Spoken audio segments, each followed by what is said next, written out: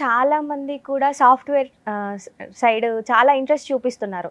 But triple E ఎంచుకోవాలని చాలా మంది చెప్తూ ఉంటారు. సో ట్రిపుల్ ఈ ఎందుకు బెస్ట్ అంటారు? ఎలక్ట్రికల్ ఇంజనీరింగ్ అప్లికేషన్స్ కానీ చూసుకుంటే స్మార్ట్ గ్రిడ్ అంటాం, స్మార్ట్ సిటీస్ అంటాం, రెన్యూబుల్ ఎనర్జీ సోర్సెస్ అంటాం. అంటే సహజ వనరుల నుంచే కూడా మనము విద్యుత్ని ఉత్పత్తి చేయడం.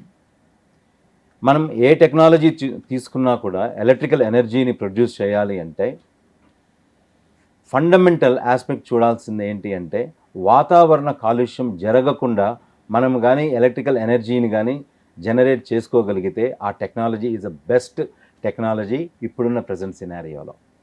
సో ఆ ఆస్పెక్ట్ కానీ తీసుకుంటే ఎలక్ట్రికల్ ఎనర్జీ ప్రాముఖ్యం అనేది భవిష్యత్తు తరాలకి అవసరమవుతుంది, ప్రస్తుత తరాలకి అవసరమవుతుంది.